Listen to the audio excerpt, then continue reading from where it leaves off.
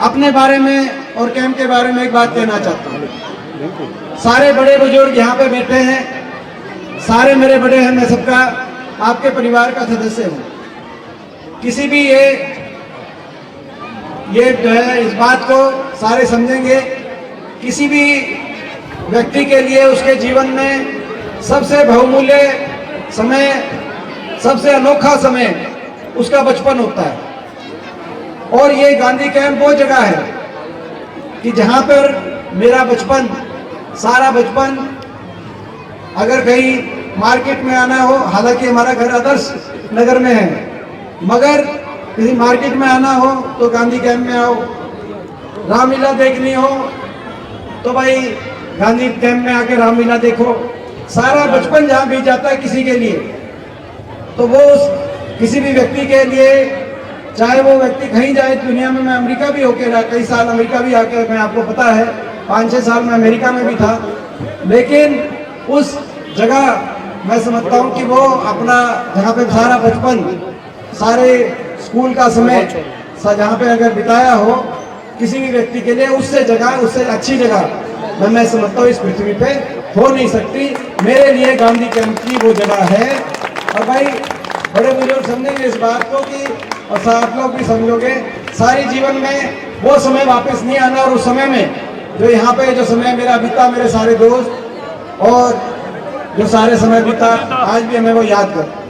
और इसीलिए जब हमारी सरकार आई तो उस समय बाकी सारी बात ठीक है, मगर उसके साथ साथ ये सही बात है जो बत्रा साहब ने कही कि रिकॉर्ड जो यहाँ पर नौजवानों को रोजगार के अवसर, लगभग 120 नौजवानों को रोजगार के उस समय, और दोबारा मौका मिलेगा तो इससे भी ज़्यादा हम यहाँ पे कोशिश करेंगे और जो काम भी हुए। लेकिन सबसे बड़ी जो बात मेरे को बचपन से मैं देखता था, रेल की लाइन की। और ये रेल की लाइन की मैं देखता था, जब हम जाते थे, मंगलवार को जाते थे, तो फाटक के पार मंदिर में, आपको पता है वहाँ पे जो है बजरंगबली हनुमान जी का जो मंदिर है, तो जब वहाँ जाते, मंगलवार को जाते थे, तो फाटक में खड़ा होना पड़ता था, कितना प्रॉब्लम होती, हर तरीके की इस रेल की लाइन की दिक्कत थी। और मैंने बड़ी मेहनत से, मैं इसीलिए बता रहा हूँ कि मेरे दिल में कितनी उस बात की तकलीफ है, बड़ी मेहनत से अपनी फाइल उठा कर एक दफ्तर में मैं फाइल उठा के गया कि ये रेल की लाइन बाहर निकलनी चाहिए, रेल का बाईपास बन जाए। जब सड़क का बाईपास बन सकता है तो रेल का बाईपास भी बने। अमेरिका में बहुत जगह था, मेरे को कई जगह कई लोगों ने कहा कि भाई अमेरिका थोड़ी है, तू रोहतक में क्या ये कराएगा।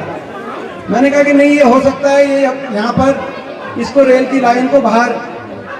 और बहुत मेहनत के बाद भारत सरकार से वो मैंने मंजूर कराई, और मंजूर कराकर उस समय के रेल मंत्री थे मल्लिकार्जुन खड़गे जी, जो आज कांग्रेस पार्टी के हमारे राष्ट्रीय अध्यक्ष हैं, उस समय रेल मंत्री थे, रेल का महकमा उनके पास था।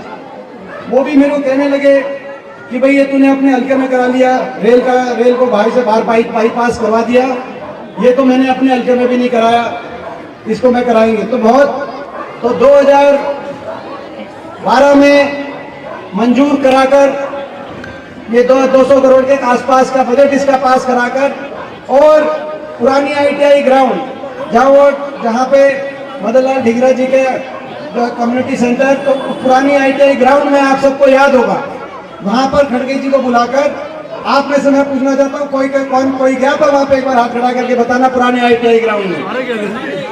आप सब कई लोग थे वहाँ पुराने ITI के ग्राउंड में, वहाँ पर उसका पत्थर रखवाया, शिलान्यास कराया 2012 में, और प्रोजेक्ट शुरू कराया।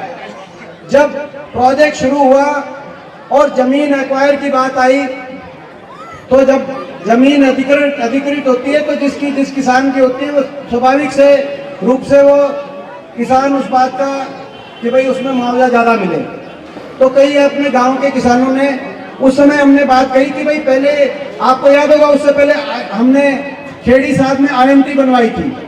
IMT में भी बहुत से किसानों की जमीन गई, रेल की लाइन में तो ज़्यादा उतनी एक्वायर की जरूरत नहीं थी, मगर IMT में भी लोगों ने धरना लगाया, लेकिन हमने उनसे बात करके उसका समाधान किया। लेकिन बीजेपी ने उस समय कहा कि भाई ये जो किसान बैठे हैं, हम आएंगे तो इसकी ये प्रोजेक्ट रद्द करेंगे, और ये किसानों की जमीन एक्वायर नहीं होनी चाहिए। इसके बाद 2014 में सरकार बदल गई, सेक्शन 6(8) मुआवजा भी डिक्लेयर हो गया था। किसानों ने उसमें मुआवजा नहीं उठाया क्योंकि 2-4 महीने का समय बचा था। जब सरकार बदली तो मेरे को बहुत, मेरे दिल में इस बात की तकलीफ है, क्योंकि वही जानता है, जब मैंने एक दफ्तर में खुद फाइल ले लेके जाके खुद मैंने धक्के तो खाए थे इसके मंजूर कराने के लिए कि भाई ये कह दिया गया कि भाई उसी बजट से, जो बजट मैंने मंजूर कराया हुआ था, कि उसी बजट से या रेल की लाइन को बाहर नहीं निकालेंगे, यहाँ पे पुल बना देंगे, तो अपना रेलवे को हम यहीं से एलिवेटेड बना देंगे। तो मैंने कहा भाई एलिवेटेड का क्या फायदा, रेल की लाइन बाहर चली जाए तो यहाँ पे हम बढ़िया जो है एक बहुत बड़ा कमर्शियल मॉल रोड जैसे शिमला के अंदर एक ऐसी सड़क बनाना चाहते थे जो रोहतक के एक तरफ से दूसरी तरफ, ताकि हमारा कैंप यहाँ पर, हमारे कैंप में उसी तरीके से विकास हो और उससे भी ज्यादा विकास हो, जो मॉल टाउन से भी आगे कैंप निकले, क्योंकि एक मेन रोड पे हमारा कैंप दोनों तरफ एक मेन रोड पे आ जाए और हमारे शहर को एक गौरव हो, एक ऐसी मार्केट यहाँ पे बने। लेकिन ये एलिवेटेड कर दिया। मैंने तो प्रेस कॉन्फ्रेंस करके कहा कि भाई कोई मेरे से तकलीफ हो तो ये आप अपना, इनको आपको श्रेय लेना है, आप श्रेय लेना, हमने मंजूर कराया, पूरा आप कराओ। लोग भी कहेंगे कि भाई चलो मंजूर उन्होंने कराया था लेकिन पूरा इन्होंने कराया, लोग आधा श्रेय आपको भी देंगे और जो है हम भी आपका धन्यवाद करेंगे। लेकिन आप इसको प्रोजेक्ट को मत करो, क्योंकि ये बड़ी मुश्किल से हुआ है, ये एक दिन में नहीं होता, इसमें बहुत मेहनत लगी, बहुत से अफसरों को और बहुत, यहाँ तक कि रेल मंत्री, प्रधानमंत्री तक बात करके उसको पूरा कराया। लेकिन आज दुख है कि भाई ये बीच में से एलिवेटेड ही आ गया।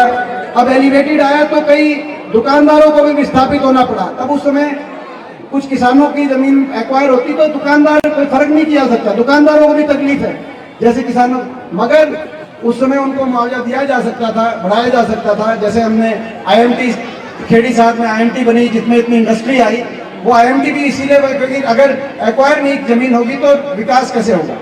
तो मुझे बड़ा दुख है कि ये एलिवेटेड जो रोड है, मैं एक चीज कह सकता हूँ और एक चीज आपसे मैं जरूर कहना चाहता हूँ, अगर अवसर मिलेगा हरियाणा में आपके आशीर्वाद से, अगर सरकार बनेगी, क्योंकि अब ये केवल MP का काम नहीं रह गया, क्योंकि इसमें बजट देना पड़ेगा, क्योंकि अंदर एलिवेटेड बन गया, इसमें बजट उससे ज्यादा इसमें लगेगा, तो केवल एक सांसद का तो मैं नहीं कह सकता, लेकिन ये जरूर कहता हूँ आपके आशीर्वाद से हरियाणा में यदि अगर अपने को हमारी सरकार बनेगी तो ये जो सपना देखा था, जो मैंने देखा था, जो आपने देखा था, इस रेल की लाइन को रोहतक से बाहर बाईपास बना के और यहाँ पे एक सड़क बनवाने का काम करेंगे। यहाँ पर जो एक हमने शुरुआत करी थी, जो रोहतक को आगे लेके जाने की एक। मनीष जी, कल राज्यसभा सांसद दीपेंद्र सिंह हुड्डा रोहतक में थे और उन्होंने ये कहा है कि हमारी सरकार बनते ही एलिवेटेड को हटा दूंगा और यहाँ पर अच्छा रोड बनेगा।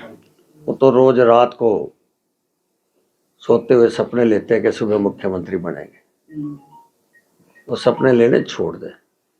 हरियाणा की जनता, हरियाणा के मुख्यमंत्री के जो काम है उसमें तीसरी बार सरकार बने। मैं पूछना चाहता हूँ, मैंने उसकी वीडियो भी देखी है, उसने खुद माना है कि ओल्ड ITA के अंदर 2012 में मल्लिका अर्जुन, जो आज के वर्तमान के राष्ट्रीय अध्यक्ष है, उन्होंने पत्थर लगाया था, शिलान्यास किया था।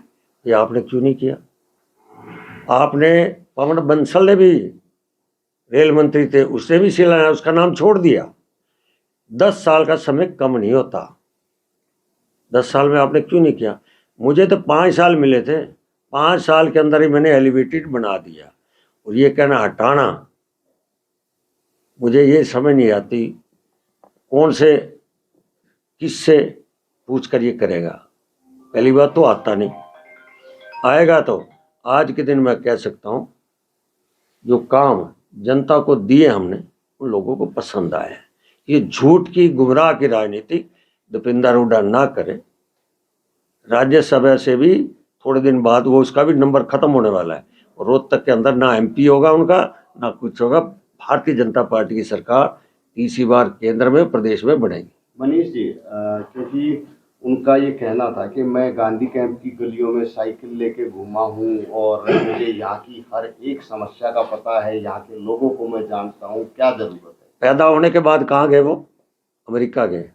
अमेरिका के बाद आप MP बन गए, 10 साल सरकार रहे थे। मुझे एक वीडियो दिखा दे, आपके पिताजी गांधी कैंप की गलियों में आए हो तो अब वोट लेने के चाहते आज गलियां में गुल्ली डंडा भी खेला होगा, रामलीला भी देखने आए होंगे। मुझे 10 साल का कार्यकाल, अब तो आ रहे हैं वोट लेने के लिए, 10 साल के कार्यकाल गांधी कैंप की गलियों में पूछा तक नहीं इन्होंने जाकर।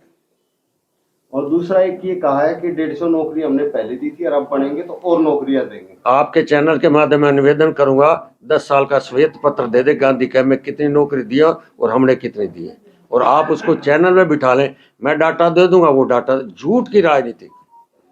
अब समझ, तो जिस तरीके से वो गली गली जा रहे हैं, जिस तरीके से गली गली जा रहे हैं और लोगों से अपील कर रहे हैं, क्योंकि हर घर कांग्रेस, घर घर कांग्रेस का नारा देकर घूम रहे हैं, उनको पता लग चुका है देश के अंदर तीसरी बार देश के प्रधानमंत्री आदरणीय मोदी जी बनने वाले हैं। 2019 में भी एमपी जीते थे, 2024 में भी भारतीय जनता पार्टी का नेता एमपी यहाँ से तीसरी बार जीतकर मोदी जी की झोली में जाएगा। इसलिए उनको घबराहट है, लोग नकार चुके हैं उनको, उनकी झूठ की राजनीति। अभी सवाल आया कि मेरा तीसरी बार, आपने कहा, हमारे मुख्यमंत्री ने कहा है चौधरी भूपेंद्र जी आपकी उम्र हो गई, रिटायर हो जाओ और परिवार से निकलो, परिवार के बाद किसी कार्यकर्ता को आगे बढ़ाओ। तो कांग्रेस का भट्टा क्यों बैठ रहा है, या क्षेत्रीय पार्टी का भट्टा क्यों, जो परिवार को बढ़ा रहे हैं। जैसा भी उदाहरण दिया माने हमारे कृष्ण पवार जी ने, श्री भजनलाल शर्मा भारतीय जनता पार्टी का लास्ट की कुर्सी में बैठा, उसको मुख्यमंत्री। मध्य प्रदेश में उज्जैन में महाकाल का श्री मनोज यादव जी को लास्ट में बैठे हुए कुर्सी पे। छत्तीसगढ़ जिसका किसी को पता नहीं। ऐसे भारतीय जनता पार्टी और कांग्रेस में परिवारवाद की राजनीति, इसलिए केंद्र में ही कांग्रेस आउट है, प्रदेश में भी आउट होगी। परिवारवाद की राजनीति के अंदर कांग्रेस का भट्टा बैठा है। फिर आप साजिश क्यों रच रहे हो दीपेंद्र के खिलाफ? वो तो यही कहते घूम रहे हैं कि मुझे घेरने की साजिश रच रही है बीजेपी। डर है ना जी, भय है, मतदाताओं का भय लगा हुआ है।